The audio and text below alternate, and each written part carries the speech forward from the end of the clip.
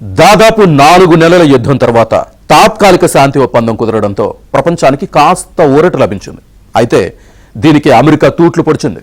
Khamenei అంతిమయాత్రలో Iran రెచ్చగొట్టింది. US దాడులకు దిగడంతో ప్రతి దాడులకు పాల్పడింది ఇరాన్. ఈ వ్యవహారం ఎక్కడికి పోతోంది? మళ్లీ వార్ ప్రారంభమైందన్న వార్తల నేపథ్యంలో స్టాక్ మార్కెట్లు కుప్పకూలాయి. క్రూడాయిల్ ధరలు అమాంతం పెరిగాయి.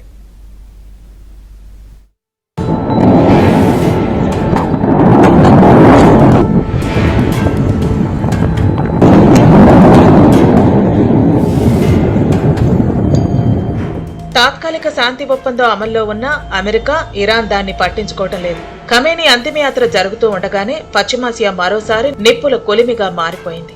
అమెరికా, ఇరాన్ పరస్పర దాడులతో గల్ఫ్ దేశాల్లో సైరన్ల మోత మోగుతోంది. అగ్రరాజ్య దాడులపై తీవ్రంగా మండిపడ్డ టెహ్రాన్ ప్రతీకార దాడులు మొదలుపెట్టింది. బహ్రెయిన్, కువైట్ లో అమెరికాకు చెందిన 85 సైనిక స్థావరాలను లక్ష్యంగా చేసుకుని క్షిపణులు ప్రయోగించింది.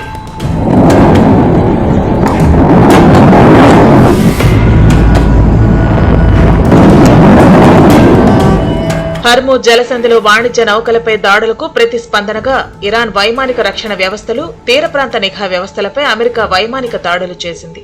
దీనిపై ఇరాన్ రెవల్యూషనరీ గార్డ్స్ ఐఆర్జీసీ తీవ్రంగా స్పందించింది. కాల్పుల విరమణ ఒప్పందాన్ని అగ్రరాజ్యం ఉల్లంఘించిందని ఆరోపించింది. దీనికి తాము కూడా ప్రతీకారం తీర్చుకుంటామని, అందుకే ఈ తాజా ఆపరేషన్ చేపట్టినట్లు వెల్లడించింది. బహ్రెయిన్ లోని యుఎస్ 5th ఫ్లీట్, కువైట్ లోని అలీ అల్ సలేం ఎయిర్ బేస్ సహా అగ్రరాజ్యానికి చెందిన 85 కీలక మిలిటరీ స్థావరాలను టార్గెట్ చేసినట్లు పేర్కొంది.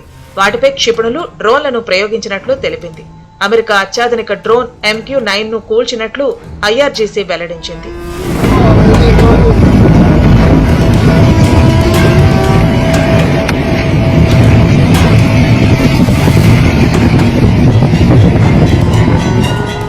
ఇరాన్ మాజీ supreme leader Ayatollah Ali Khamenei అంత్యక్రియలు జరుగుతున్నప్పుడే ఉద్రిక్తతలు జరగడంతో మండిపడింది ఇరాన్.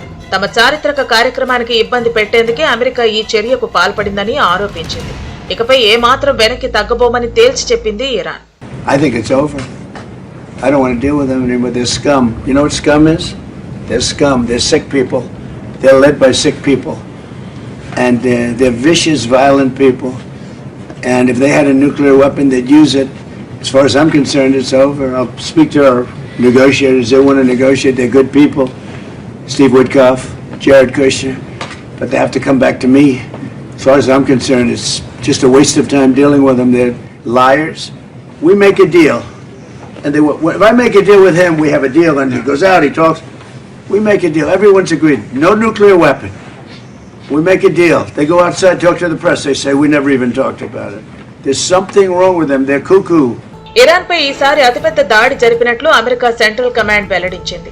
దాదాపు 80కి పైగా లక్ష్యాలపై అత్యంత ఖచ్చితత్వంతో దాడులు చేసినట్లు తెలిపింది. టెహ్రాన్ కమాండ్ కంట్రోల్ నెట్వర్క్లు, కోస్టల్ రాడార్ సైట్లు, యాంటీ షిప్ మిసైల్ సామర్థ్యాలు, గగనతల రక్షణ వ్యవస్థలను లక్ష్యంగా చేసుకున్నట్లు పేర్కొంది. ఈ దాడుల్లో ఐఆర్జీసీకి చెందిన 60 చిన్న బోట్లు ధ్వంసమైనట్లు వెల్లడించింది. ఇరాన్ మీద దాడులతోటే ప్రపంచవ్యాప్తంగా ఆయిల్ సంక్షోభం, ఇంధన సంక్షోభం, చివరికి అనేక రకాల సంక్షోభాలకి దారితీసింది. కాబట్టి మళ్ళీ ప్రపంచ దేశాలన్నీ కూడా ఈ విధమైనటువంటి పరిస్థితి ఎదుర్కొంటున్నాయి. ఈ పరిస్థితి నుంచి బయటపడటానికి శాంతి జరగాలి అనేటువంటి దృక్కోణం నుంచి ప్రయత్నం చేస్తున్నప్పటికీ, వివిధ దేశాలు పాజిటివ్ రియాక్ట్ అవుతున్నప్పటికీ, ఆ 2 దేశాల మధ్య మాత్రం కాస్త డిస్టర్బెన్స్ కొనసాగుతూనే ఉంది. ఇరాన్ పూర్తిగా అణచివేత ధోరణిలో టర్మ్స్ అండ్ కండిషన్స్ అమెరికా ఫేవర్లో ఉండాలనేది ట్రంప్ యొక్క కోరిక. కాబట్టి ఏ పనైనా ట్రంప్ను అడిగే అమెరికా పర్మిషన్ తోటే ఇరాన్ పనిచేయాలన్నటువంటి దృష్టి ట్రంప్కు ఉన్నట్లు అవుపడుతుంది.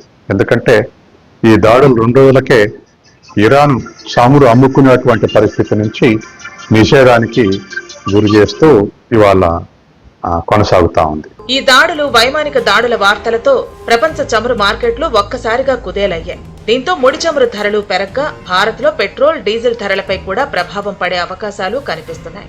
పశ్చిమాసియాలో ఉద్రిక్త పరిస్థితులు నెలకొనడంతో అంతర్జాతీయ చమురు మార్కెట్లు ఒత్తిడిని ఎదుర్కొన్నాయి.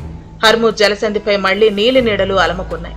ఈ దాడులు ప్రతిదాడులు కొనసాగితే మన దేశంపై భారీ ప్రభావమే పడే ఛాన్స్ ఉంది. ప్రపంచ ఇంధన సరఫరాలో హర్ముజ్ జలసంధికి అత్యంత కీలకమైన స్థానం ఉంది. ప్రపంచవ్యాప్తంగా ఎగుమతి అయ్యే ముడి చమురులో 20% ఈ సముద్ర మార్గం ద్వారానే రవాణా అవుతుంది. గల్ఫ్ నుంచి ఆసియా, యూరప్ కు వెళ్లే చమురు ట్యాంకర్లకు ఇది ప్రధాన మార్గం. ఈ ప్రాంతంలో ఎలాంటి సైనిక ఉద్రిక్తతలు, నౌకలపై దాడులు లేదా రవాణాకు అంతరాయం ఏర్పడినా ప్రపంచ చమురు సరఫరా గొలుసుపై వెంటనే ప్రభావం పడుతుంది. అందుకే పశ్చిమాసియాలో యుద్ధం వద్దు, శాంతి ముద్దంటున్నారు విశ్లేషకులు.